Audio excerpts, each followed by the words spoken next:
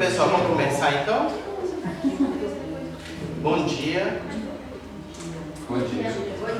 É um grande prazer poder começar esse quarto seminário anual do ICSA. Nossa quarta edição, religiosamente no último mês do ano letivo, em dezembro. Nosso primeiro foi em 2014 e agora nós chegamos à quarta edição. Para mim é um prazer especial, né? Porque é meu último seminário na função de coordenador do programa. Olha o sorriso da pessoa. Fazia tempo que eu não sentia assim a perspectiva de ficar leve e as coisas, sabe, fora dos ombros. É ótimo isso. E antes de ir, como de praxe, né? Esse seminário foi organizado basicamente pelos alunos. Esse ano nós tivemos alguns contratempos na organização. Ela ficou tardia, né? E isso foi em parte por minha responsabilidade, que eu tive uns problemas no mês de setembro. E depois o ano se embolou, né? E na época que a gente tinha começado esse processo, não foi começado, os alunos também não se atentaram, embora tivesse lá no calendário previsto, inclusive a época de mandar resumos, etc. Né? Mas ninguém se atentou, e aí quando a gente lembrou, estava um mês do evento. Mas o evento está aqui, né? Então eu agradeço muito o empenho dos alunos, que assim que eu os lembrei da necessidade de organizar, não titubearam e fizeram todo o esforço para a organização. E por isso, e também por conta do encerramento desse meu mandato como coordenador, né, esses dois mandatos, na verdade, 4 anos, eu mesmo propus que, se fosse de interesse, eu poderia fazer a palestra que a gente normalmente tem no seminário, numa espécie de balanço ou de perspectivas, enfim, né, um pouco para a gente pensar, né, um momento para a gente refletir sobre esses primeiros 4 anos do programa, para a gente olhar para o que foi realizado, para a gente olhar e refletir sobre aquilo que está sendo proposto e, é claro, contribuindo assim para os próximos passos do programa. Tá? Então, espero que a gente tenha 2 dias como a gente sempre teve até hoje, né, nos nossos seminários, muito movimentados, muito aguerridos, né? E com aquela sensação de cansaço no final, mas um cansaço bom de que as discussões elas foram proveitosas, né, para todo mundo, os docentes e os discentes também. E eu agradeço especialmente, né, aos 3 que estão lá no fundo, né, que abraçaram, né, organizar o evento assim rapidamente, e agradeço o esforço de todos de mandar os trabalhos, né, e de estarem aqui participando.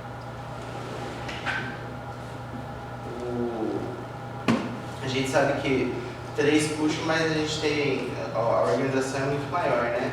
Quem foi que mais contribuiu? Carolina, Freixo e Diego. Na verdade, esses 5 aí são aqueles que organizam as coisas sem pedir, né? Eles nem são da organização, quando vê eles já estão lá ajudando e fazendo coisas, né? Então isso é ótimo, né? E me deixa muito feliz de chegar ao final desses 4 anos, a gente conseguindo iniciar essa construção de cultura acadêmica entre os alunos mesmo, né? Que era uma coisa que a gente ansiava muito no começo, e acho que a sala, a ocupação da sala que vocês fizeram ajudou muito nisso. Certo? Então pronto. Então eu preparei aqui uma fala que eu dei esse nome, e a ideia é mais ou menos 1 hora, e depois a gente abrir para debate, para conversar, para discutir. Oi, pode? Quer que eu vá passando? Não, tô pouco. E vocês mandaram? Mande para as listas, porque isso está sendo transmitido. Né? É pelo link, é o mesmo link da congregação, o streaming da congregação que está passando. Não sabe qual é? É só abrir a página FCA, aí lá a congregação tem o link do streaming lá, onde Certo? Bom, radicalizar a interdisciplinaridade, ICSA 2012 e 2018. Né? As minhas motivações, claro que eu preparei essa fala para dar essa contribuição para a nossa reflexão sobre o programa, é um pouco refletir esse caminho, que na verdade de 2012 até agora, eu estou colocando 2018 que é o fim do meu janeiro, né, meu último mês, mas na prática é agora. Se bem que em janeiro eu vou ter que organizar toda a documentação que eu acumulei nesse tempo para passar para o próximo coordenador. Né? Um pouco também da gente poder reconhecer pontos fortes, as potencialidades que o nosso programa tem e, sobretudo, motivar para os próximos passos. Né? Ou seja, pelo próprio título você já vê que, para mim, eu vejo como um caminho de ousadia na nossa programação de médio e longo prazo. Né? Eu acho que essa ousadia ela tem base para a gente poder almejar ela.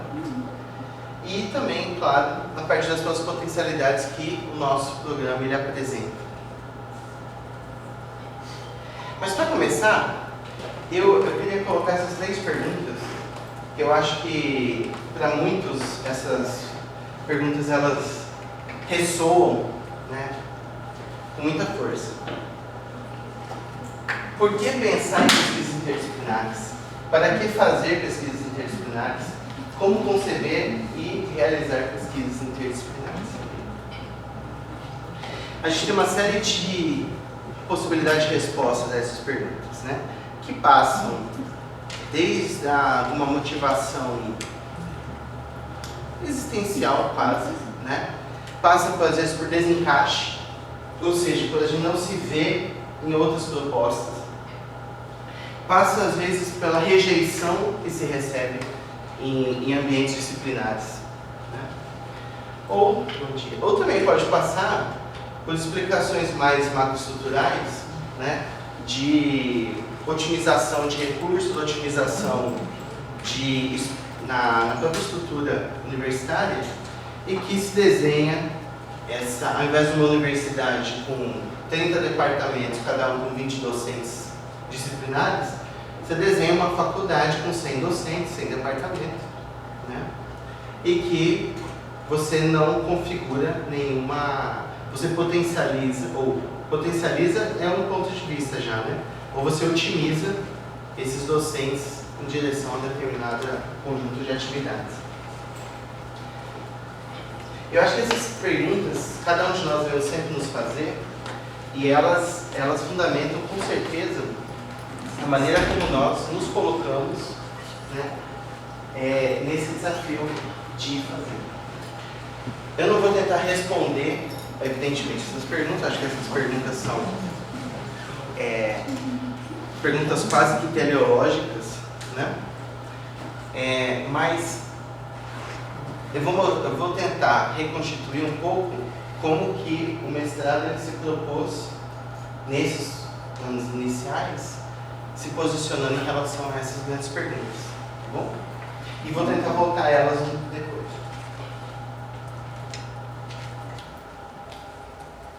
Era para ele passar. Tá. Então, uma primeira coisa, se perguntando sobre a interdisciplinaridade, será que a gente poderia pensar a interdisciplinaridade como um saber heterodoxo? Ou seja, como um tipo de conhecimento, ou um tipo de atitude acadêmica que se coloca como crítica a todas essas coisas aqui. Crítica às grandes narrativas explicativas, crítica ao racionalismo da ciência. E aí, quando eu coloco racionalismo, né, não é a razão, mas é aquela eleição de um determinado tipo de razão como hierarquicamente superior a qualquer outro tipo de saber e às outras razões ou racionalidades. Crítica à fragmentação do saber, né, a sua excessiva especialização. Crítica à estrutura política de poder e à tirania epistemológica. Eu gosto muito desse termo, tirania epistemológica, né, porque ele está associado, né, às próprias estruturas políticas de poder que também perfazes na academia, e que selecionam, né, muito ao estilo kuhniano, né, de uma ciência que dá certo e as outras ciências que não são tão eficientes assim, né, segundo algum critério, e que nessa ciência mais eficiente se torna dominante, hegemônica, etc. E há um forte controle não apenas ideológico, mas também epistemológico daquilo que se faz ciência. E é claro que a interdisciplinaridade ela não está entre essas. Né? A gente poderia pensar a interdisciplinaridade como saber inacabado? Quer dizer, que se propõe um questionamento teleológico, ou seja, qual a finalidade do conhecimento? Um questionamento epistemológico de como conceber e trabalhar na relação sujeito-objeto, de que maneira nós lidamos com isso. Um questionamento também ontológico, ou seja, sobre a natureza da relação serente. E um questionamento também sobre valores, né, que são os sentidos e também a política. Será que a interdisciplinaridade se coloca como esse saber inacabado que, ao produzir essa série de questionamentos, reconhece a circunstancialidade, a limitação da produção do conhecimento e, por isso, se lança em busca de outras estratégias, em busca de menos muros e mais comunicação? Esse daqui está muito velhinho, coitado. E por fim, será que a gente poderia conceber a interdisciplinaridade com conhecimento aberto?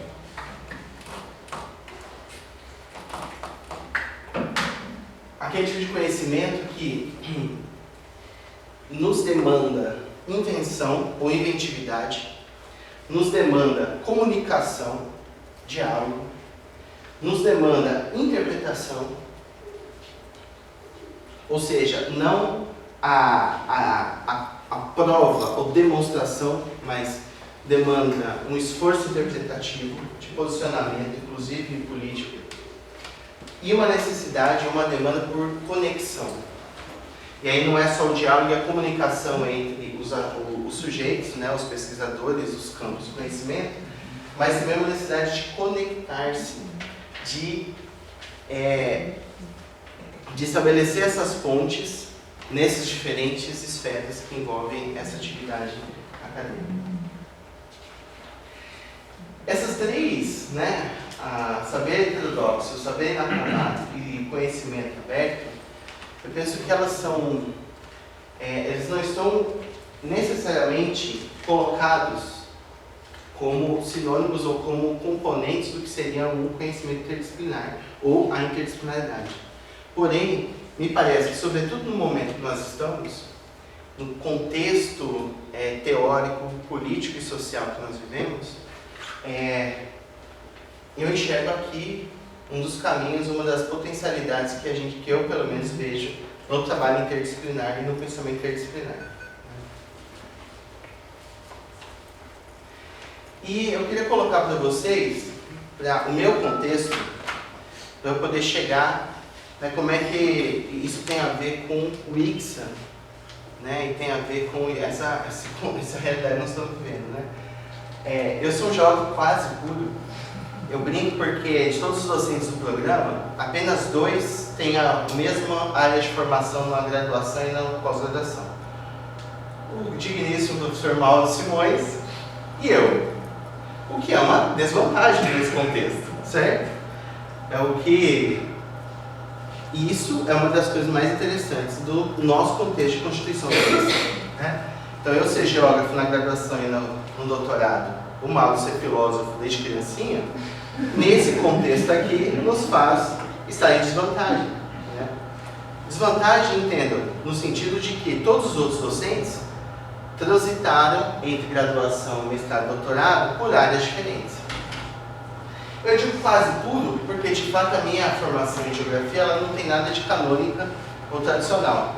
Né? Eu sempre atuei em campos interdisciplinares desde a graduação. Inclusive, meu orientador no doutorado, apesar de orientar na geografia, ele não era da geografia, o que fazia com que toda a minha formação tenha sido também, ao mesmo tempo, em núcleos interdisciplinares da Unicamp e atuando em campos que são constituídos a partir da interdisciplinaridade, né?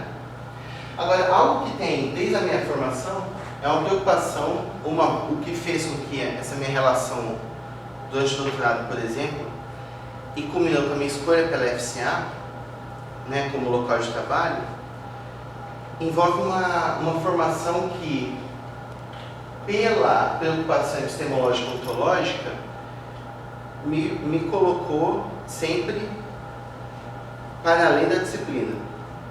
Ou seja, a maneira como, desde a graduação, eu estabeleci a conexão e o diálogo com as outras ciências, e com as outras formas de conhecimento, ela se deu pelas duas principais vias, né? A epistemologia e a ontologia, né? Então, por isso também, apesar de ter tido essa formação no título só geográfica, eu considero que eu tive uma formação interdisciplinar pelos projetos que participei, pelas formas de interesse e assim por diante, né?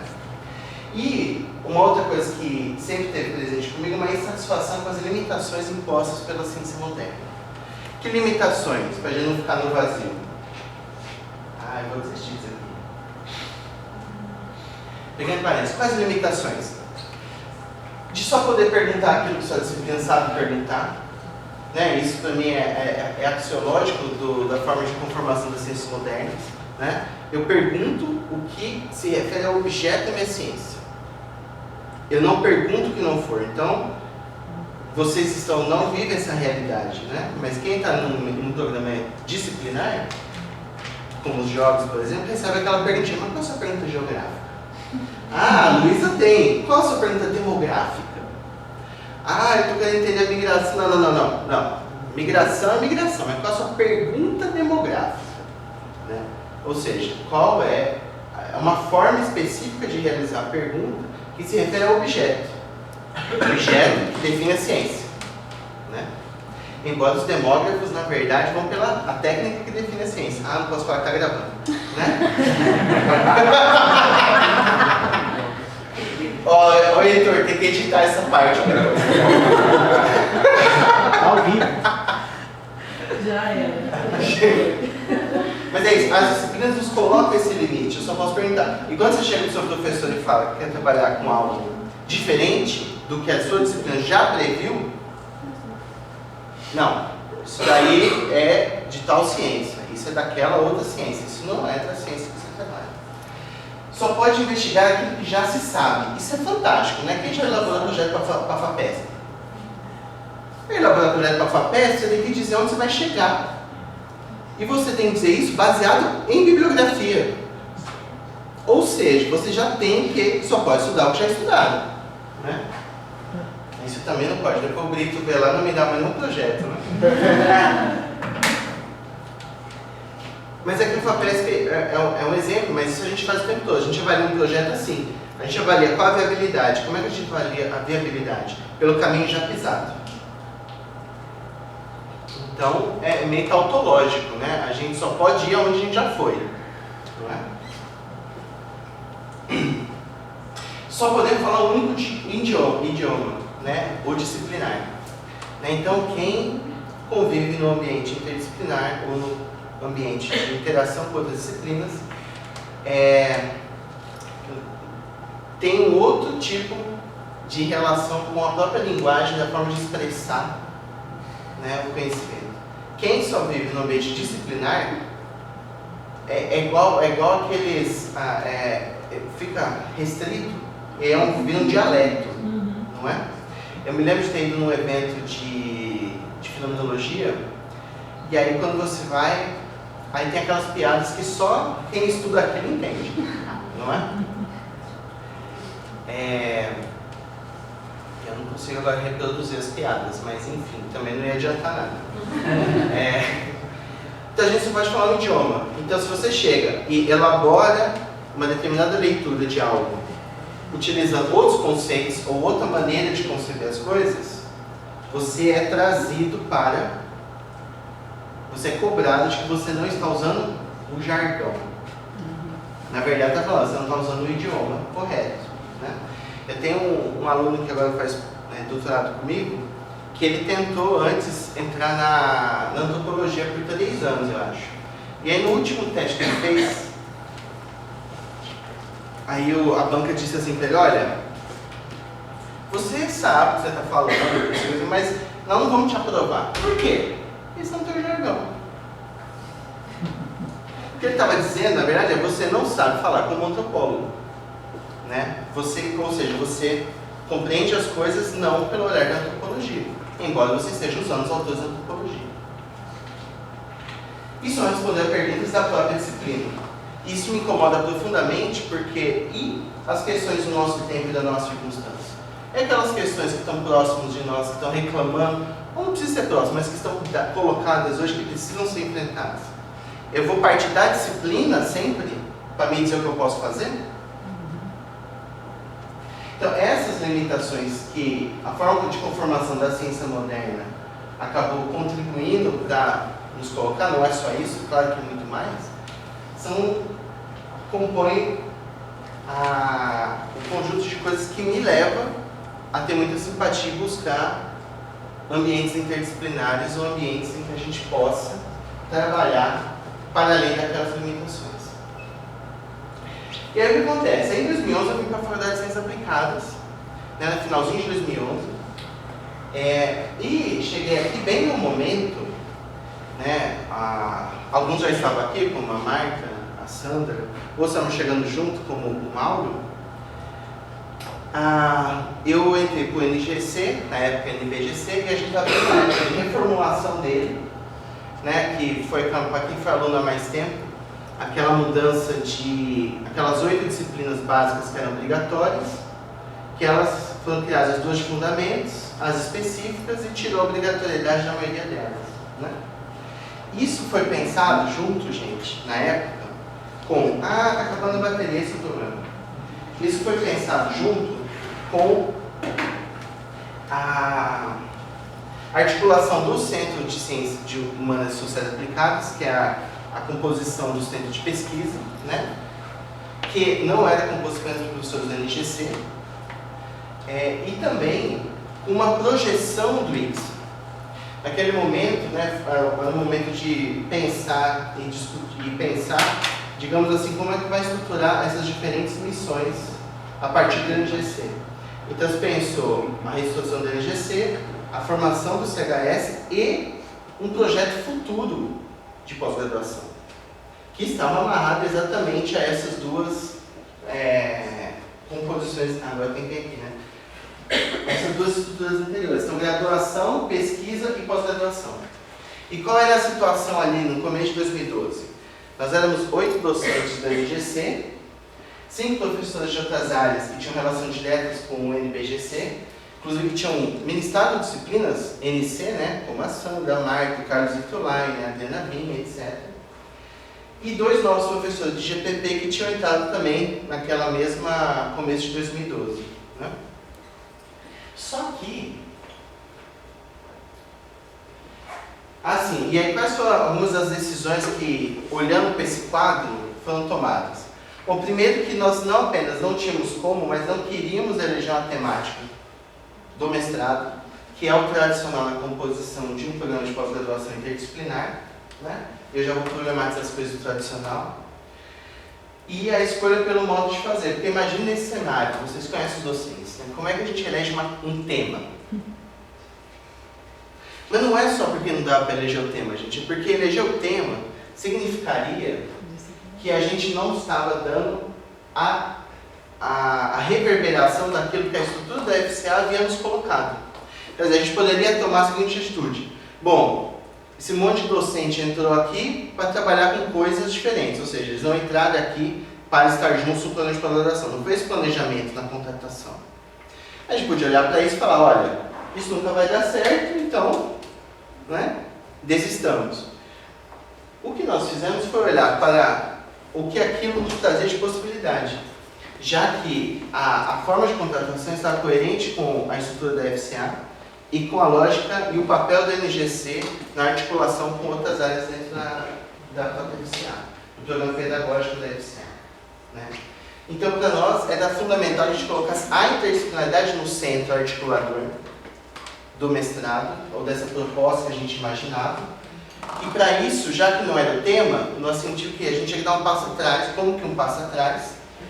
Por isso a desconstrução, né? Quer dizer, olhar para a formação das disciplinas, aquele momento anterior à formação das disciplinas, né? Por isso a necessidade da epistemologia, a famosa CH001, para que a gente pudesse se reposicionar em relação aos problemas. Que a gente pudesse, a partir desse passo atrás, dar 2 passos para frente. Ter um outro ponto de partida para enfrentar as questões que a gente quisesse enfrentar. Por isso tem uma forte repercussão metodológica aí, né? Como na CH003, por exemplo. Mas nem aqui funciona, gente, é enganou-se, né? Ele pulou. Quer ouvir? Não. Se tiver força, eu aceito. E aí, quando que era o plano de enviar essa proposta? Ninguém sabia, porque a ideia era, olha, o CHS está criado, vai começar a existir, os docentes vamos começar a fazer coisa. Não era projeto enviar em 2012. Mas o que aconteceu? É sempre no primeiro semestre que fecha a PCN, que é a proposta da CAPES. E a FCA tinha 6 programas desenhados para serem propostos. E os outros que iam ser enviados não tinham conseguido fechar indicador para ser submetido. Então, um dia voltando para Campinas, o Álvaro desolado, porque ele era coordenador da pós-graduação na época, ele que tinha a missão de fazer os 6 programas aparecerem, ele falou, ó, não vou mandar nenhum. Aí eu falei, mas Álvaro, eu acho que o indicador nosso dá. Ah, eu acho que não dá. Eu acho que dá. Aí eu fui lá, cheguei em casa e contei. E deu. Aí eu falei, ó, a gente tem indicador. E a gente tinha na época mais que o pessoal da engenharia, o que é muito estranho, né? Obrigado. É o que a FCA é, gente. Uma faculdade onde o pessoal de humanas é capaz de ter mais indicador que o pessoal de engenharia, né? Naquele momento lá. E aí, por fim, como nós tínhamos o indicador, a gente tinha o esboço da proposta, né? Nesse planejamento que é de médio prazo.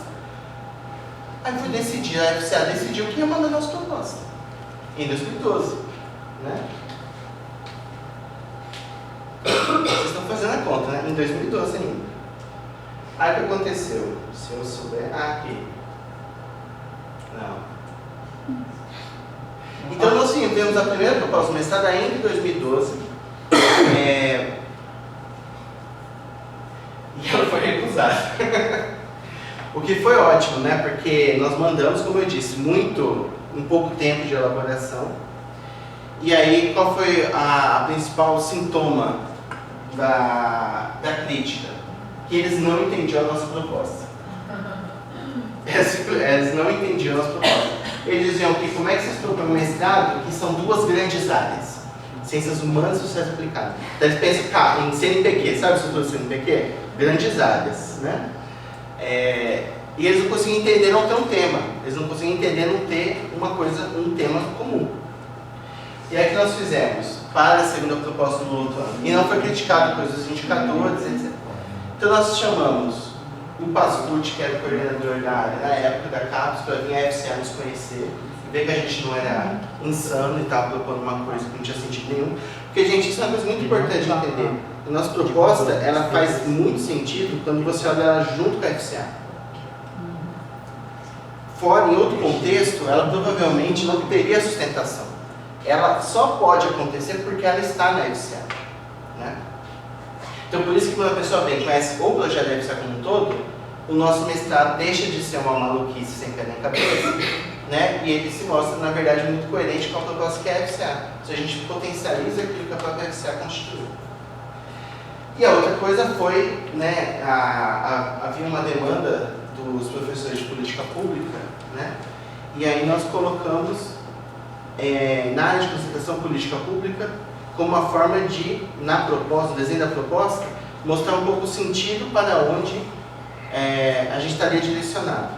Só que esse política pública não era um campo de políticas, a gente só foi perceber depois, né, que o política pública no título, junto com gestão de política pública, faz as pessoas identificarem o programa com o campo de públicas, o que não é o caso, né? Mas isso eu já vou chegar mais à frente. Então, com essas duas grandes mudanças, a gente teve a aprovação em 2013 do mestrado. E aí, aquela comissão que começou o seu trabalho em 2014, da qual a professora Marta, a professora Júlia e a professora Hudson, na época faziam parte também, nós definimos essas diretrizes para o trabalho da comissão, né? Realizar uma gestão bem regulada para garantir uma estrutura pedagógica equilibrada e bem distribuída, porque um dos problemas básicos de muitos programas é desequilíbrio de todos os tipos, desequilíbrio de produção, desequilíbrio de orientações, desequilíbrio de carga didática, né? Descompasso entre linhas de pesquisa. Então, desde o início, a gente teve essa preocupação de fazer uma distribuição das várias atividades bem regulada para ter essa distribuição, porque isso se reflete em todos os campos, né, da organização do programa. Uma atenção ao fluxo de entradas e saídas. A gente sabe também outra coisa que às vezes prejudica os programas é quando há muitos atrasos, há muitos alunos que perdem o foco, perdem o rumo, né? E aí, às vezes, isso também causa efeitos na qualidade do programa. E claro, né, colocar a proposta para funcionar. Um grande cuidado com as disciplinas, porque a gente tinha uma proposta, vocês perceberam, ela emergiu numa projeção. A gente ia colocar ela em funcionamento. As metas, já naquele início, era ter como foco o doutorado, né? E para isso passava pela nota 4, por quê? Porque na verdade, gente, nós poderíamos ter sido melhor assessorados. A gente devia ter proposto o doutorado junto. E a chance da gente ter ganho esse doutorado não é desprezível, né? Só que a gente foi muito modesto e a gente não propôs o doutorado, né? Por que eu digo que a gente não foi muito modesto? Porque o principal fator que fez que a gente não submeter esse doutorado é porque a maioria dos nossos docentes não tinham orientação concluídas. Mas isso não impediu outros programas de conseguirem também, né? E se a gente tivesse pedido o doutorado, talvez a gente poderia ter tido até a nota 4, mesmo que não tivesse doutorado, poderia ter saído com a nota 4, já que a gente tinha todos os indicadores para ter nota 4 naquele momento. A necessidade de atuar perante a CAPES, porque aquele não entendimento da nossa proposta, ela continuava presente, a gente sentia que precisava se comunicar com esses atores e, sobretudo, com os demais programas interdisciplinares via LINTER, para que a nossa proposta pudesse ser entendida. Isso é uma coisa muito importante para o final, gente, como que o nosso programa destoa em termos de proposta no conjunto, quase a totalidade dos programas interdisciplinares que hoje atuam na CAPES. Em 2015, a gente muda para o sistema de colegiado, né, para que não só as decisões pudessem ser melhor discutidas, mas também pudesse ter um melhor envolvimento dos docentes na constituição do programa, né. Tivemos a ampliação do quadro docente, né, foram 4 recém-contratados foram incluídos no programa, um saiu, que foi para o Canadá, que era o professor Hudson, e um outro docente pediu para ser descredenciado. E tivemos nossos primeiros exames de qualificação. Parece que faz muito tempo, né? foi antes de ontem. Em 2015 ainda teve a reunião de meio termo. A CAPES faz, agora é quadrienal. Então, no meio do quadrienal, a CAPES faz uma reunião que é de metade período. Então, ela faz uma discussão, uma avaliação de como é que as coisas estão dando. É tipo assim, uma prévia para o quadrienal, para que os programas tomem um.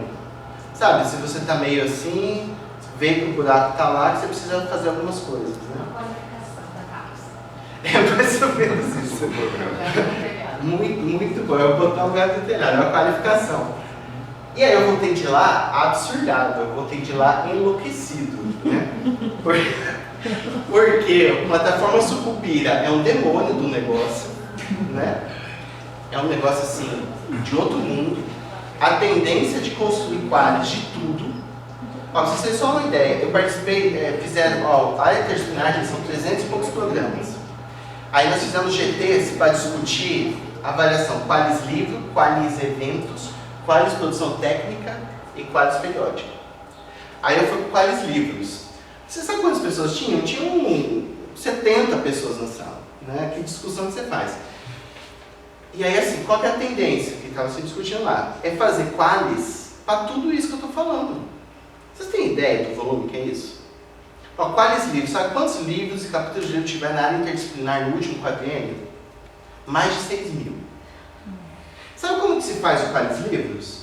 Se reúnem 20 e poucos docentes numa universidade que vai receber a BNS dos 6.000 volumes depois, porque nós somos obrigados a mandar, e eles ficam uma semana avaliando por um.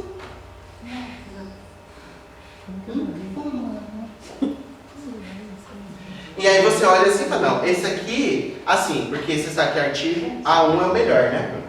Então o livro é invertido, só para ficar melhor. L5 é melhor, né? Vai entender. Então assim, esse daqui não é L5, é L4, esse é L2. E se você olhar os critérios, é de chorar. Pra você ter uma ideia, eles colocaram lá assim, estavam passando os critérios nessa reunião do GT, aí, não, organização não é autoria, organização é produção técnica de livro. Aí eu ergui a mão, escuta, mas qual é o fundamento para vocês fazerem essa classificação? Pronto, Mauro, depois ficando, você é filósofo? Perguntando o fundamento. É uns negócios assim, e aí, quando você vai ver, é tanto detalhe, que é impossível fazer um negócio. É um negócio assim completamente insano. Aí quero fazer quais eventos. Então, vamos pegar o evento, vamos ver se tem capa, se tem SSN, se ele é internacional, mas quem são as pessoas que vieram.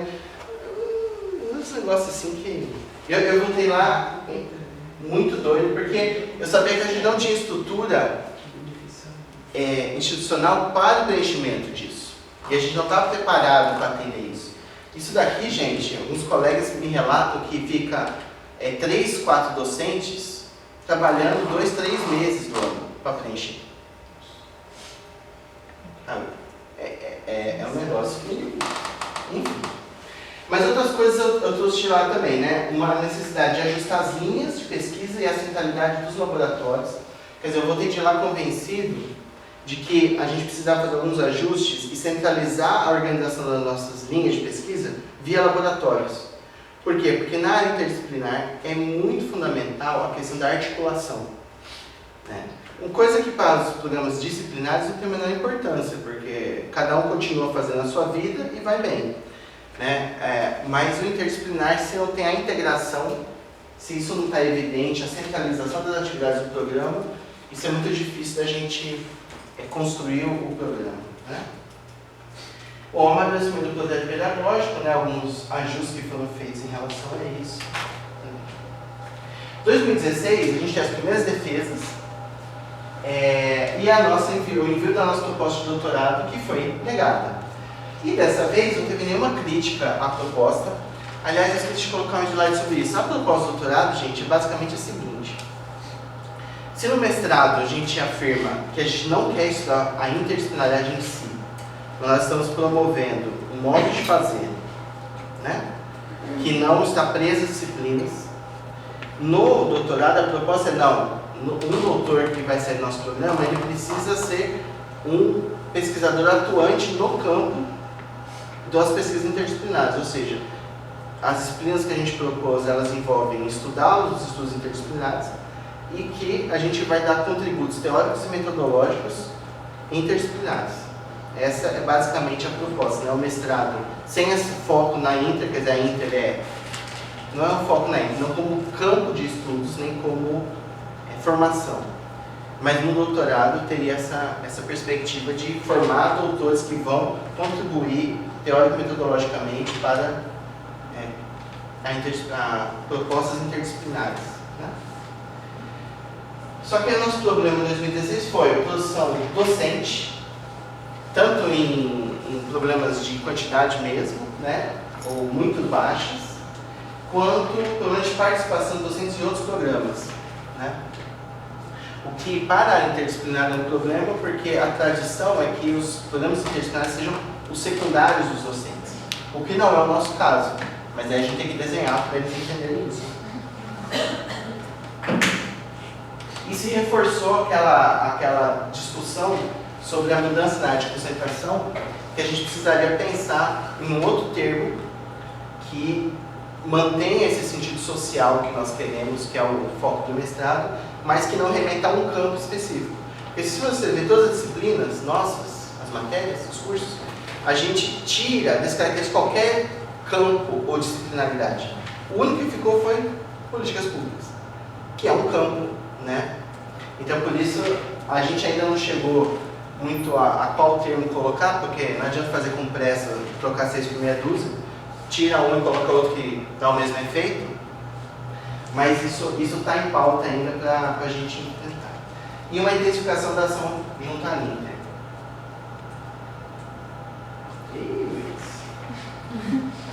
Não tá falando? Ah, o problema deve ser aqui, então. 2017 foi um momento talvez mais tenso nessa brevíssima história, que foi um recredenciamento geral que foi realizado e que provocou alguns ajustes no corpo docente, né?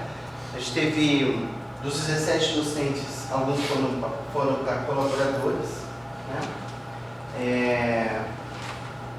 Tivemos o resultado da avaliação quadrienal, que no nosso caso foram de 3 anos. Mantivemos o 3, o que é o esperado para um programa na primeira avaliação. É muito raro um programa passar para 4. E, na verdade, pelo aquela parecer do doutorado, a gente tinha até o receio de poder cair para 2, o que aconteceu muito nessa avaliação. Então, manter-se no 3 para nós é uma avaliação positiva, não só pelo 3 em si, mas pelo teor da ficha, que reconhece, né, avanços, ajustes que foram feitos nesses anos e identifica no mestrado uma curva ascendente, digamos assim, em todas as dimensões, né? O desafio é consolidar esse movimento, né, para se tornar visível. Outra coisa que aparece aqui é a necessidade de trabalhar nas articulações internas, que é uma coisa que a gente já tem desde 2015, mas talvez na forma de projetos, né, construir projetos coletivos, né, e continuar essa consolidação da compreensão do nosso programa. Aliás, uma coisa que me chamou muita atenção naquele parecer, que é assim, acho que o coordenador se esforçou muito em tornar a proposta do mestrado cada vez mais clara. Porque todo ano a gente faz relatório. Todo ano eu voltava a explicar, cada vez de uma forma diferente, né? Então é um esforço de que eles entendam qual é a nossa proposta. Mas a gente precisa continuar, porque muda as pessoas e não necessariamente isso está consolidado. Então, nas minhas interações como coordenador com outros programas, volta e meia eu tenho que responder caras muito espantadas de como é que a gente não tem um tema selecionado. Isso continua. Outra coisa marcante em 2017 é a realização do Conixa, né? Que eu acho que foi um momento muito importante para nós, eu acho que nos permite melhorar essa nossa interação e participação, né, na área. Acho que mostra, aquela demanda toda de trabalhos mostra que há um espaço político acadêmico a ser ocupado aí, né? Fizemos o reenvio do pós-doutorado, nós somos insistentes, né? Nós reenviamos por 2 motivos, gente. Primeiro, porque o pró-reitor disse que a gente ia enviar. E vocês sabem que quem faz a proposta é a Unicamp. É a pró-reitoria que faz a proposta. Então, se o pró-reitor disse para a gente enviar, nós dissemos para ele, não, a gente acha melhor não, é meio complicado, né? Mas, então, se ele acha que a gente deve insistir, é uma relação de Unicamp com CAPES, a gente deve ir. No segundo motivo, né, aí de fórum nosso, é que o doutorado, ele é algo que ele permite com que o programa seja completo. Ele permite com que aquilo que a gente começa fazendo no mestrado, a gente possa desdobrar no doutorado. Enquanto a gente não tiver o doutorado, a nosso esforço todo, ele fica limitado pela própria incompletude do programa. Só tem mestrado, né? Então, alguns colegas, né, às vezes ficam mais receosos, acham que a gente tinha que ganhar mais tempo, mais energia, não sei o quê. É que uma coisa é retroalimentada. É difícil você colocar, né? Quer dizer, com o doutorado a gente ganha fôlego, por exemplo, né? Todas as outras coisas, elas ganham uma outra dimensão, outra possibilidade de realização, né? Inclusive dessas interações entre os docentes, essa relação com os estudantes, né? Então, por exemplo, uma coisa que tem no nosso relatório que diz, a produção discente ainda é um pouco baixa. Mas é que ficam só 2 anos dentro do programa, quer dizer, tem todo um esforço de formação, etc. É difícil, dentro do mestrado, você produzir muita coisa, né? O que no doutorado a possibilidade é maior, porque tem mais tempo, tem mais maturidade, e assim por diante. Né? Bom, e aí nós incluímos 2 docentes sêniores externos, né?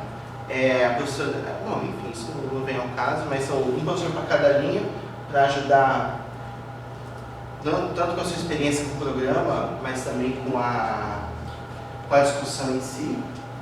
E alguns ajustes de disciplinas e enfoque, que é aquilo que eu falava, nós conseguimos colocar em prática na proposta de doutorado. Isso deve ser trazido para a gente fazer os ajustes no mestrado, mesmo que o programa não seja logo.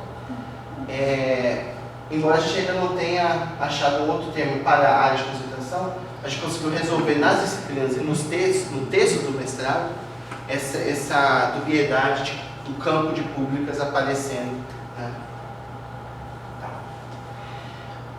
E aí, é o que a gente já falou, né? A necessidade de composição de projetos articuladores, discussões substantivas nas reuniões seminários, isso é uma coisa que a gente começou forte esse ano, e a participação na diretoria da NINTE, né, o que acho que ajuda nessa inserção dessas articulações externas. Né?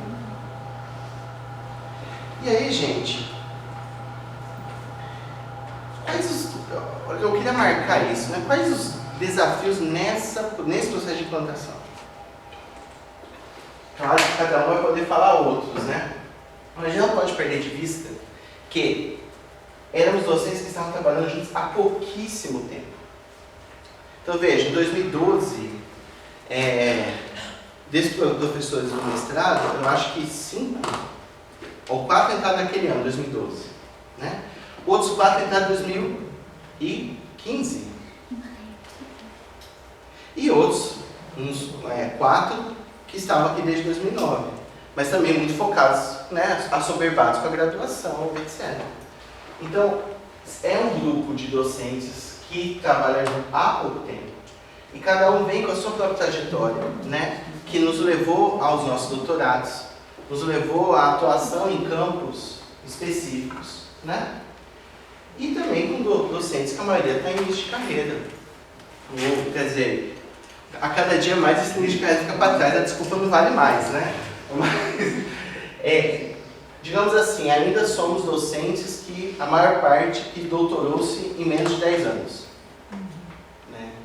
Isso vai mudar nos próximos 3, 4 anos, já acaba isso, tá? Nós estamos na parte de cima já. Esse termo é um indicador, né, doutor? Oi? É importante colocar isso. Esse termo é um indicador. Qual termo? De docentes abaixo ou acima de 10 anos. Mede a qualidade do programa.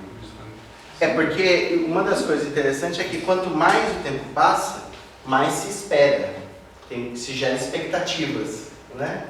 Então, por isso que eu falei, a desculpa vai vencendo, né? Você pode usar a idade, o tempo como desculpa no tempo, depois ela não vale mais, porque você já teve condições, em tese, de fazer esses desdobramentos.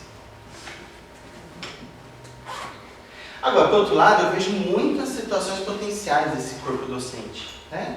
Primeiro, todos nós temos campos de atuação que são inovadores e que, não raro, eles se propõem a investigações que estão fora dos contextos como se trabalhava com aquele tema até então.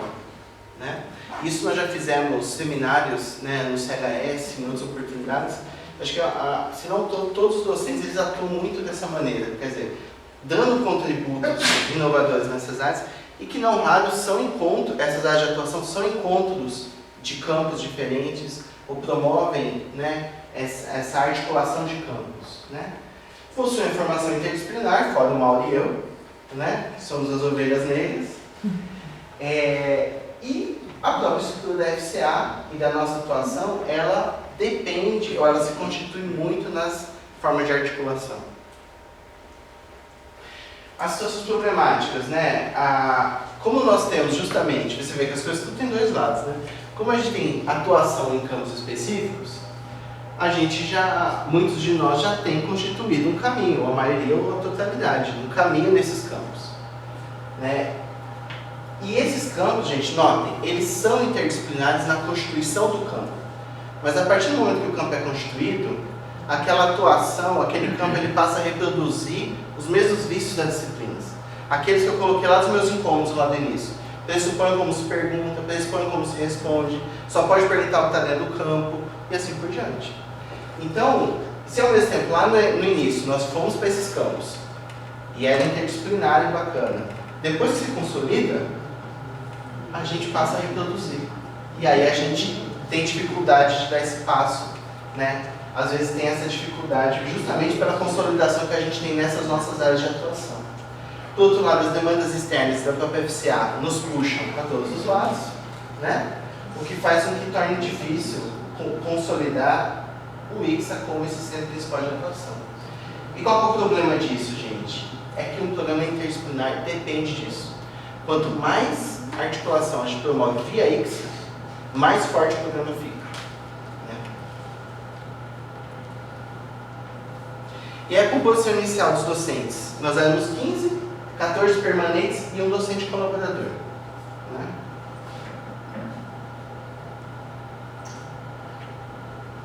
Tivemos aquela mudança em 2015, que é sair 2 docentes de outros 4, ficamos com 16 e 1. Em 2017, o recredenciamento geral, ficamos com 12 permanentes e 5 colaboradores. E o próximo recredenciamento geral será no ano que vem. Né? E o corpo discente? Bom, nesse momento são 45 alunos, temos 27 defesas realizadas e 21 programadas para 2018. Então vamos beirar os 50, as 50 dissertações. Gente, não é pouca coisa. Aliás, eu estou doidinho que eu vou imprimir todas e eu quero ler todas. É sério, eu quero fazer um trabalho de análise do que é que o ICSA está produzindo enquanto conhecimento. Temos 4 bolsas de cota da CAPES, né, que são as mesmas desde o primeiro ano, ninguém nunca mais falando isso. Aliás, a gente fica feliz que não tenha tirado. Né? Tivemos 4 bolsas de papéis até agora, das submissões que as pessoas fazem, né, no balcão, e essas 10 da PRP, que é do PAPIDIC, mas que é cota única e não teremos mais. Né?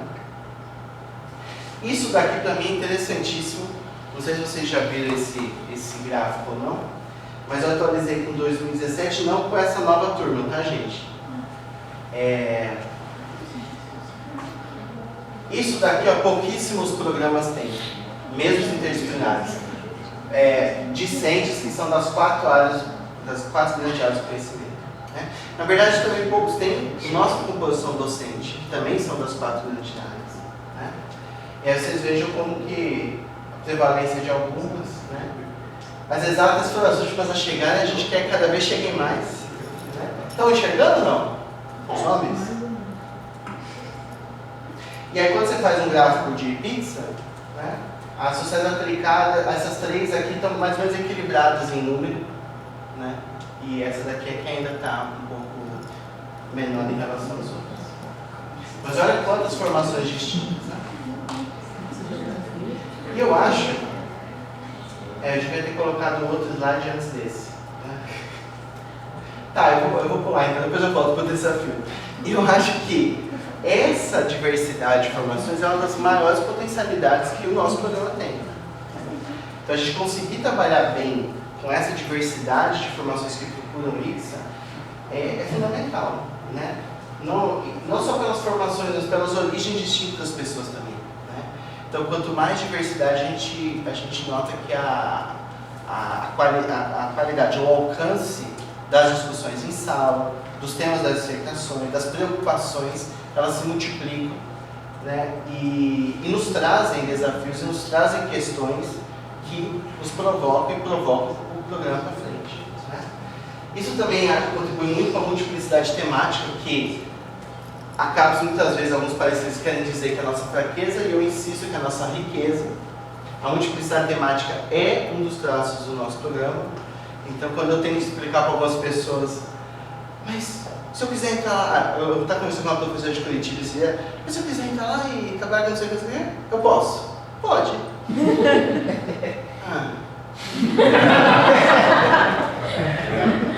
Pode, entendeu? Mas vai ter alguém para me orientar lá? Ué. Dá um jeito. Possível. Nossa, E eles têm muita dificuldade de lidar com a falta desse muro. Nós temos essa dificuldade, né, gente? Não sejamos hipócritas. Nós temos, né? Mas por isso a multiplicidade temática é fundamental na minha perspectiva. E também porque muitos dos nossos alunos, eles vêm com problemas ou questões que emergem da sua prática profissional. Isso também é muito bom para nós, né? Então, essa ambivalência que o programa se propõe, que ele passa atrás da discussão epistemológica, né, etc.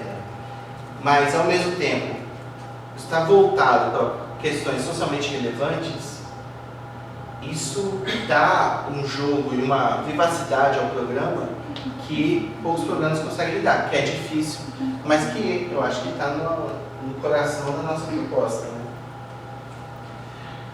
Ixi, aqui. Agora, é claro, vocês alunos sabem mais do que eu, né? Vocês têm muitos desafios cursar um programa como o nosso, né? Lidar, por exemplo, muitos vêm de áreas que não têm na graduação a tradição da pesquisa, por exemplo.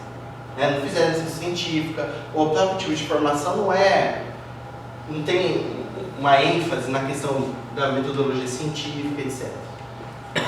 Isso, sem dúvida, enfrenta muita dificuldade, mas isso enfrentaria em qualquer mestrado, né?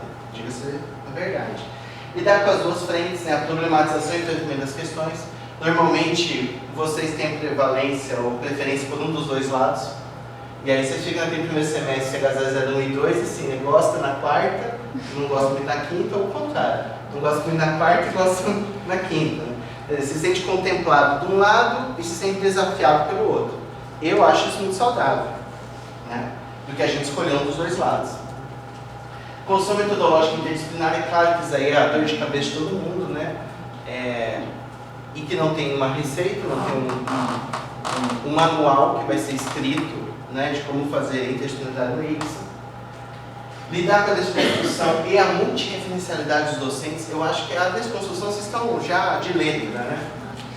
Agora, essa multireferencialidade, ela é algo também muito complicado, porque não só na disciplina, ao trabalhar com mais de um docente, mas também na questão da orientação. Não só com a presença do coorientador, que é claro, funciona mais ou menos dependendo do caso, mas na própria possibilidade de, nas disciplinas, ter essa referencialidade multiplicada entre os docentes do programa, o que não é simples de lidar, né?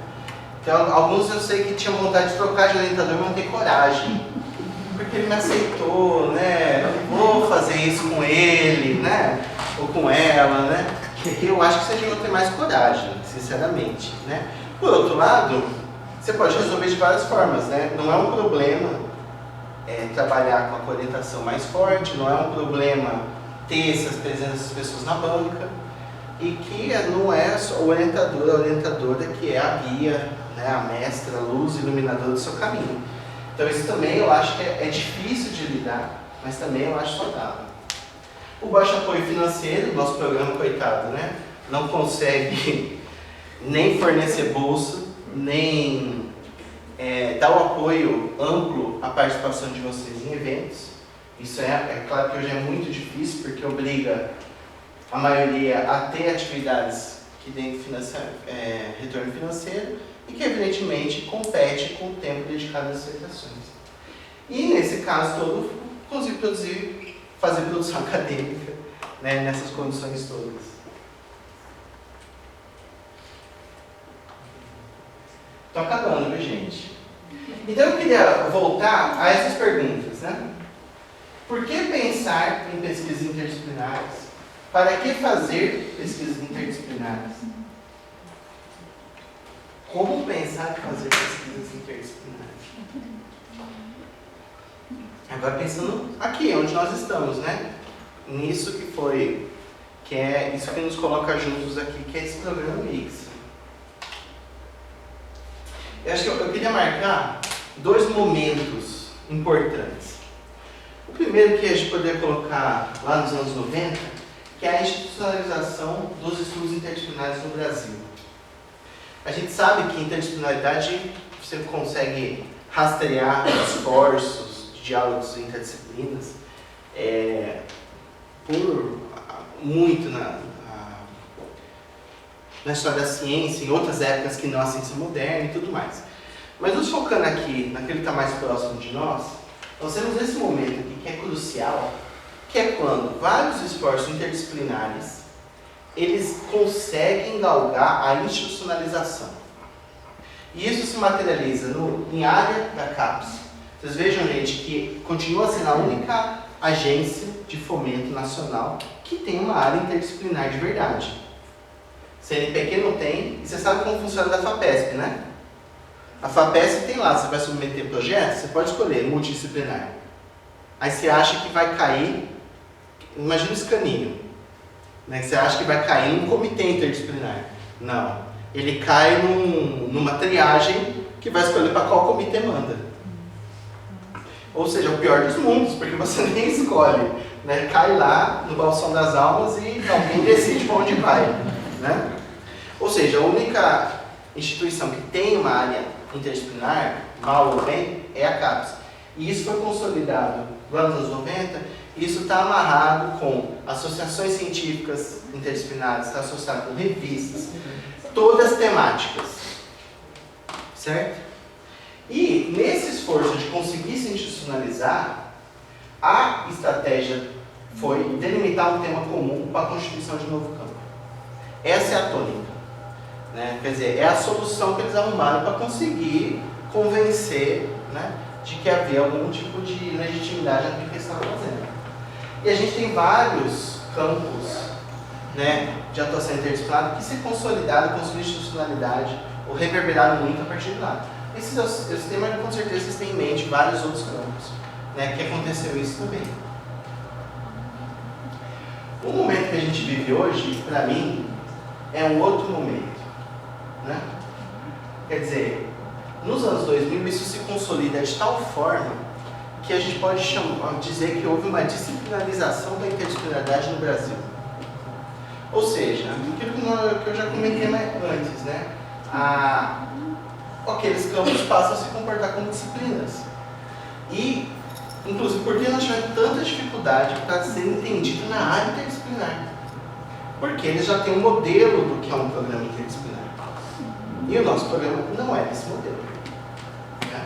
Só que nós não somos os únicos, gente. Tem muitos programas novos que foram criados mais ou menos na época do ICSA, que é de uma outra geração, que são de outros formatos institucionais, que é outra pegada, e que eles sentem o mesmo que nós sentimos em relação a essa dificuldade de diálogo por conta dessa disciplinarização que aconteceu. Então, a gente tem, né, ao longo desses últimos anos, redesenho da área, por exemplo, a área de ciência ambiental, que era uma câmara temática, se torna um comitê independente. Nesse momento está forte o movimento de criação do Comitê Independente Sociais e Humanidades, onde nós estamos, né, para ele se tornar um comitê à parte. Mas a gente tem também a consolidação de novas ciências que são oriundas de campos de interação, né? Neurociência, ciência da sustentabilidade e assim por diante, ciência ambiental mesmo. Né? E essa grande novidade que é onde a gente está bem inserido, que são as novas instituições com estudos interdisciplinares. Gente, isso daqui praticamente não existia antes.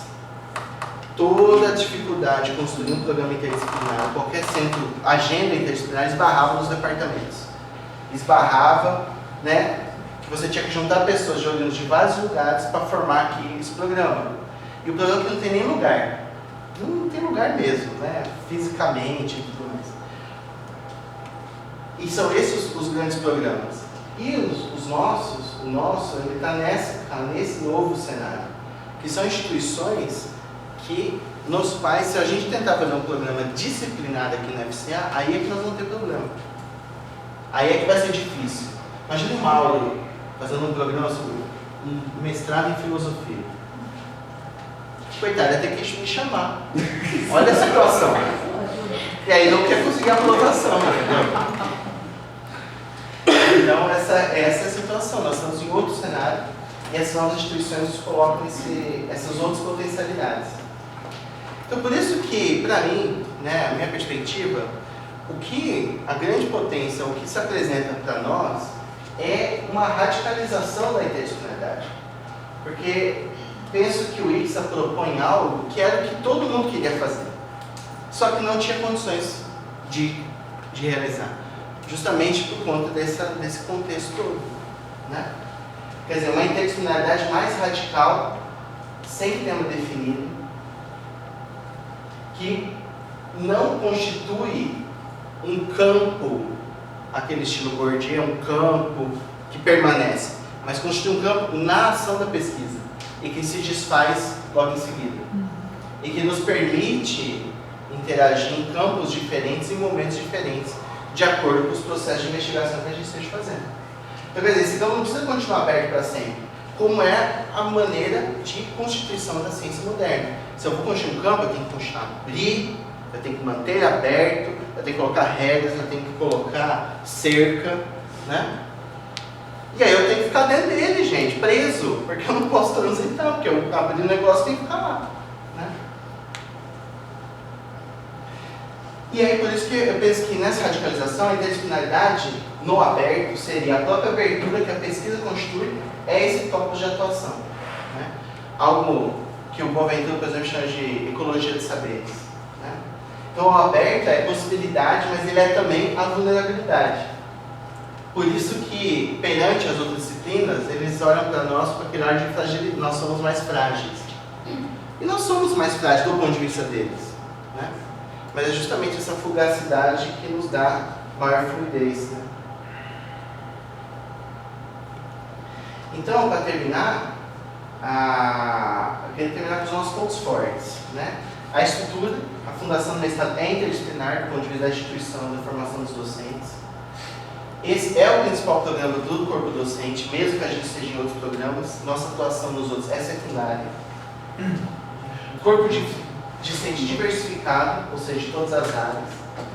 Centralidade de um campo de atuação, que é as ciências humanas e sociais, em torno do qual todas as áreas interagem. Mas sem um esforço de delimitação, constituição desse campo enquanto tal. O programa está instalado com bons fluxos, aí eu falo daqueles fluxos acadêmicos, né, entrada e saída, a organização das disciplinas, quer dizer, desse ponto de vista, ele tá em funcionamento. Proposta que encontra poucos correspondentes atualmente, ou seja, a interdisciplinaridade, ela se coloca como um campo e pouquíssimos programas eles estão se questionando o que é a interdisciplinaridade, se colocando o problema da constituição dela, e estão muito mais ocupados em discutir os seus próprios temas de pesquisa. Então, se coloca esse lugar, né, que o próprio programa se coloca, que é uma posição, na minha perspectiva, política e acadêmica, ela vai ter desdobramento se a gente assumir essa radicalização da interdisciplinaridade e não tentar remendar para se encaixar. Eu acho que a gente tem que assumir que nós sim propomos uma coisa radicalizada, mas que não é radicalizada porque não tem para onde ir, é porque isso é coerente com a própria proposta da onde emana essa, que eu tentei desenhar aqui esses vários elementos. E aí, para mim, essa é a grande motivação, porque para trabalhar com os temas de pesquisa que eu já trabalhava, né, a gente não precisa criar um programa interdisciplinar. Então, mas para poder realizar algo que a gente ficou devendo, digamos, nos anos 90, isso me motiva muito a trabalhar nesse programa e me dedicar a ele. E eu quero, gente, agradecer muito a todos, a todas, né, por confiarem essa coordenação a mim nesse período. E eu fico muito feliz de chegar ao final disso. Eu estou ao final do mandato já, então tem mais uma reunião ainda, né? Mas dizer que foi muito bom e espero que a gente possa continuar nessa radicalização aí. Mas se ela se tornar disciplinar, a gente quebra, por favor, porque senão perde a graça. Obrigado.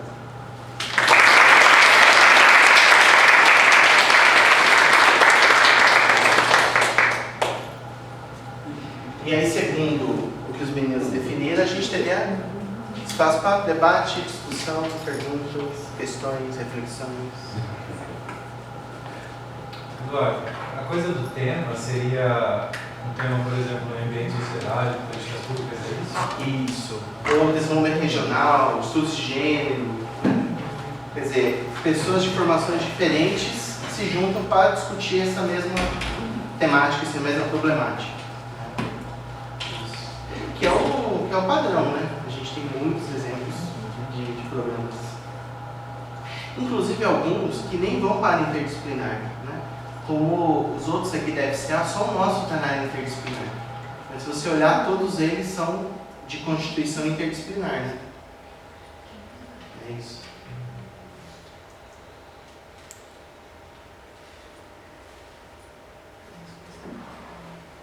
As pessoas estão com fome? Querem ir para o café? Falta a pergunta inicial. Oi? O resto dos lanches. A primeira pergunta. Eu acho que eu vou aproveitar a situação que tem vários alunos que eu geralmente não vejo. Eu não sei se aconteceu esse tipo de feedback, que eu vou chamar, mas eu acho que falta um feedback dos alunos para com as disciplinas que estão acontecendo. Já aconteceu? Não sei. Geralmente a gente faz no final do ano. Sim. E a gente faz nas reuniões, a gente tem um momento no primeiro semestre, no segundo para discutir o andamento das disciplinas. E aí os representantes costumam trazer as questões que estão acontecendo.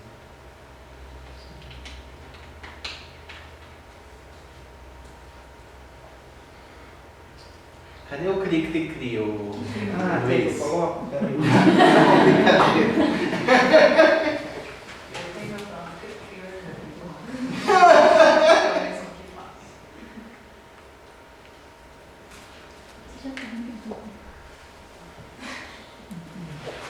Eu tenho uma pergunta, mas eu não sei se eu consigo formular ela muito bem. Mas, diante daqueles que já defenderam e tal, eu vejo que muitos acabam voltando para a área disciplinar. Como que nós poderíamos fazer para, talvez, essas pessoas permanecerem no interdisciplinar para um doutorado e tal? Porque, não sei, às vezes essas pessoas acabam voltando e essa construção que foi feita aqui no campo interdisciplinar não se perde, mas eu vejo que talvez nós teríamos que conseguir sustentar isso. Acredito que o doutorado ele vai acabar sustentando isso, mas de que outra forma nós poderíamos fazer, talvez? Olha, Luiz, no âmbito da Inter, o que tem se discutido bastante é formas de tentar, inclusive juridicamente, impedir os concursos de limitarem a abertura de diploma tão fechado, de aceitar os áreas afins. Porque todos os programas interdisciplinares têm esse problema, né? E é o que justifica para muitos alunos buscarem doutorado. Eles buscam, às vezes, o mestrado numa área interdisciplinar, mas voltam para a área madrinha na hora do doutorado, pensando na carreira, nos concursos e tudo mais, né? A Luísa vai querer falar sobre isso porque ela é um caso, né?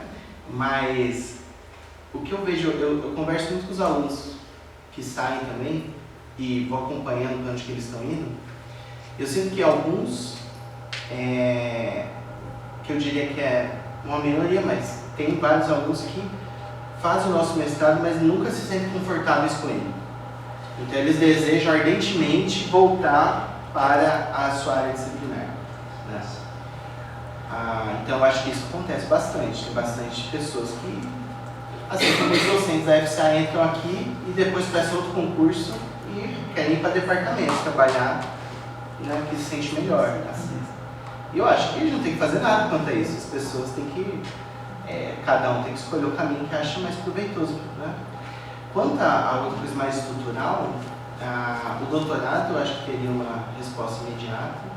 A outra é esse trabalho mais geral, que envolve os concursos e envolve trabalhar pela constituição de áreas interdisciplinares. E aí eu acho que um campo de atuação forte é a própria associação, que tem que atuar nesse sentido. Mas a Luísa Mas os fez... laboratórios também podem ser, na minha opinião, um centro de manter esses alunos em parceria com os docentes daqui, fazendo pesquisa, que é uma coisa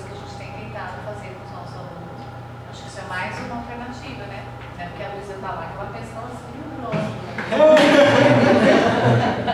Estou sempre por aqui. E tem os que não querem sair, exatamente. É uma imposição, né? Porque os outros querem de alguma forma. Eu acho que não ter o doutorado foi uma perda, né? Porque a gente, o programa perde alunos. Eu fui para uma área que se diz interdisciplinar. Eu estou no doutorado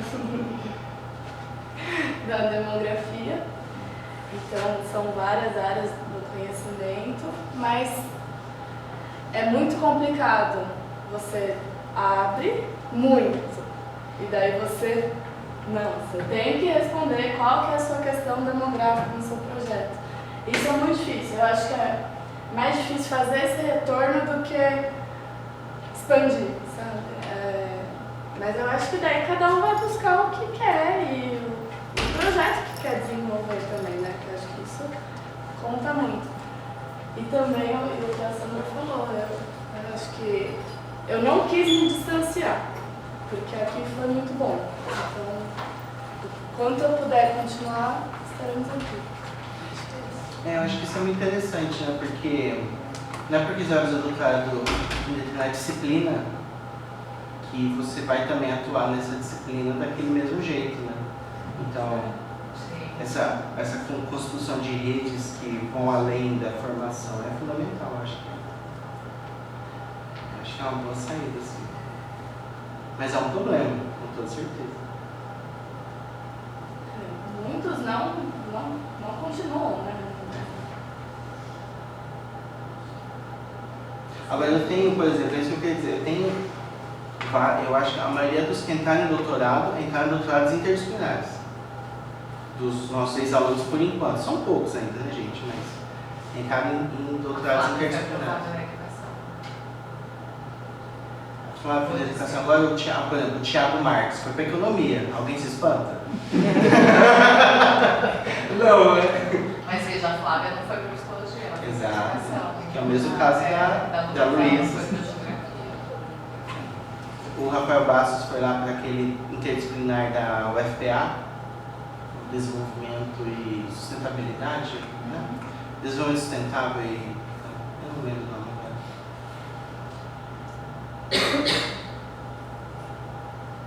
Eduardo, você tinha falado que a concentração do ICS é em políticas públicas, né? Tem essa discussão de tentar discutir essa área de concentração. Como é que fica essa área de concentração com a criação do programa de pós-graduação em administração? A visão que a gente tem é um programa mais de administração de empresa. Por exemplo, o Milani falou na reunião de avaliação do curso que ele é aberto à área de políticas públicas. Sim. Eu não entendi qual a pergunta. Como é que você percebeu alguma mudança no comportamento do pessoal de políticas públicas devido ao programa de pós-graduação em administração? Uma evasão maior? A dos alunos? Eu não consigo avaliar isso, mesmo porque o programa de administração só abriu agora para pouquíssimos alunos, né? Então acho que só 10, né? Então acho que a gente ainda não tem um quadro assim, né? Mas eu acho que por exemplo, a professora Adriana Bin, que é do nosso programa desde o início, ela vai ficar na administração, ela vai terminar as orientações e vai ficar lá na administração, né? Nem todos os docentes que estão relacionados a disciplinas do curso de públicas vão sentir aqui, vão ter aqui mais aderência com a sua pesquisa do que lá. Acho que varia. Alguns vão sentir mais aderência aqui, outros vão sentir mais aderência lá. Porque quando eu falo desse ajuste, não é assim, nós estamos eliminando as políticas públicas. É que ela não pode aparecer como campo. Essa é a questão, né? Assim como não aparece população e ambiente como campo, assim como não aparece estudos sociais, ciência e tecnologia como campo, política pública também não deve aparecer. Porque você vê, às vezes, até os alunos que já estão no primeiro ano ficam perguntando, mas eu tenho que fazer uma para aplicar para a política pública. Né? E não é. O política pública que a gente colocou, ele era esse sentido de questões socialmente relevantes. Mas acabou, foi uma escolha ruim por conta desse efeito que a gente não previu. Eu acho que até no momento da submissão. Exato. Se você vai buscar um mestrado, no primeiro momento, para quem não conhece pessoas daqui de dentro, você fica um pouco na dúvida em relação E aí a gente tem uma outra coisa, que na organização da Câmara da CAPES, são duas câmeras que são de sociais e humanidades. Uma é em política pública e desenvolvimento, e a outra é que estão os programas de sociedade e cultura, etc. Né? E nessa câmara aqui, nós temos um programa da própria Unicamp, que é o programa nota 6, que é o DPCT. Então, quer dizer, quando a gente fica com essa mistura de política pública, a gente fica na sombra desse outro programa que tem uma outra proposta, está lá na mesma câmara, só que a gente fica na sombra. Porque fica essa mensagem dúbia. Porque quem é do campo de públicas, quando vê o nosso programa, é um programa do campo de públicas. E não é. Embora a discussão de política pública possa ser feita aqui dentro. Mas ela não será feita como se você tivesse um programa do campo de públicas. E aí isso é uma coisa que a gente precisa fazer. Até para fortalecer essa característica do próprio programa. E, gente, deve ser até um pouco consolidado, nota 6, etc. Né? Se a gente fica na sombra num programa como esse. Claro. Quantos anos eles têm? 28 anos? Não sei, mas. Mais de 27. É um dos pouquíssimos programas nota 6 da área interdisciplinar.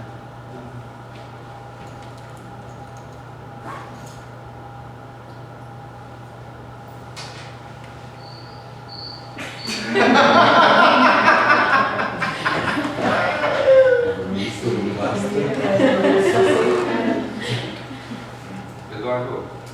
Pois não. Vou tentar manter a discussão. Você deixou bastante claro aí que os nossos dois elementos aí que constituem uma originalidade, né, que dá uma identidade para o programa e que mantém a roda do programa diferente de outras rodas, é a relação entre interdisciplinaridade e pluritematismo, é isso? E a sua resposta é muito clara, né? Quer dizer, radicalizar a interdisciplinaridade é a maneira de manter o programa sem que ele caia num tema específico ou sem que ele se torne uma interdisciplinaridade disciplinar. Né? Mas a gente corre o risco também, em uma certa altura do campeonato, de virar uma espécie de configuração de microdisciplinaridades, né? Ou seja, manter... Como é que é isso no cotidiano? Ou seja, assim, como é que você vê isso no âmbito da produção das dissertações que foram colocadas aqui? Quais são os desafios, né, nos processos de arranjo de orientação? Como é que você vê isso adentrado para dentro, no âmbito das nossas relações internas, digamos assim? Olha, eu vejo que o que nós precisamos buscar é uma articulação entre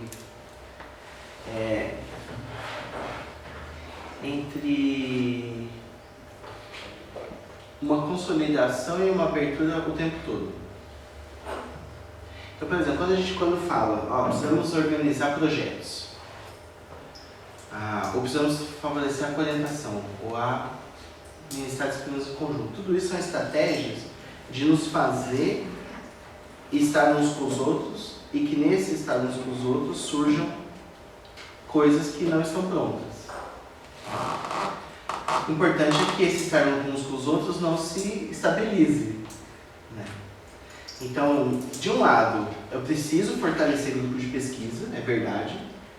Né? A gente precisa fortalecer relações, mas de outra, essas relações não podem se tornar esses microcosmos. E talvez seja isso que você esteja falando, com essa microdisciplinaridade. Né? Então, por exemplo, dá um exemplo bem concreto. Né? A conversa entre Álvaro e eu, ela vem de antes daqui. Então, eu fazer coisa com o Álvaro é dado. E a gente não tem... É aquele tipo de relação que você mal precisa falar as coisas, porque a pessoa já sabe o que o outro está pensando, já entendeu qual é a proposta, já olha para frente, né? Ainda mais com o Álvaro, né? Que a conversa é sempre muito monossilábica, né? A Marta com a Sandra, né? É uma dupla, né, de sucesso. Né? Já está dado o sucesso da dupla. Quer dizer, como que a gente consegue ao mesmo tempo manter esse sucesso, manter essa fluência e abrir esse espaço para outras coisas. Então, por isso que eu acho essa coisa da orientação rodar, das disciplinas rodarem, tão importante. E de não estabilizar quem que ministra as disciplinas, ou não estabilizar quem são os donos da disciplina, que as disciplinas mudem, né? E a proposição de projetos que ultrapassem esses grupos. Eu acho que isso é importante. Então, por isso, agora nós estamos muito focados em tentar construir 1 ou 2 projetos temáticos. Porque aí, no projeto temático, a gente tira as pessoas lá da sua célula, que tem que ser valorizada e continuar existindo, mas também cria essa outra ambiente de interação, né? Então, eu aposto muito nisso, em criar essas circunstâncias para que essas interações aconteçam. Em pesquisa, na sala de aula, na orientação, né, nos eventos, né, e não estabilizar completamente, né. Não é fácil, eu acho, porque a gente gosta muito dos nossos amiguinhos, né? Porque, claro, é muito mais confortável de trabalhar com quem já se conhece. Mas eu vejo que se a gente cair nessa, nós vamos cair na disciplinarização temática. E aí nós vamos fazer uma discussão daqui a algum tempo, vamos identificar os principais temas e vamos listar esses temas e vamos dizer que o mestrado trabalha com esses temas. E aí a possibilidade da radicalização se perde, porque aí nós vamos ser desse tema, desse tema, desse tema, desse tema. E aí os alunos têm um papel-chave, porque os alunos, ao entrarem, eles lançam a gente para fora dos nossos temas, né? E fazem a gente dialogar e trabalhar com coisas que não está necessariamente na minha agenda de pesquisa só, né? Então, eu vejo meio por aí.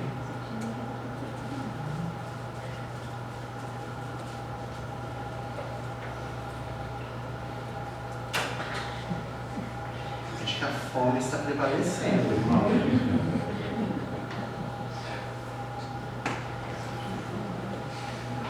Vamos fazer o lanche então, Godoy? É isso? Gente, muito obrigado. Quem vai apresentar, se quiser já deixa as apresentações do jeito, porque aí a gente vai atrasar para o almoço. Obrigado, gente.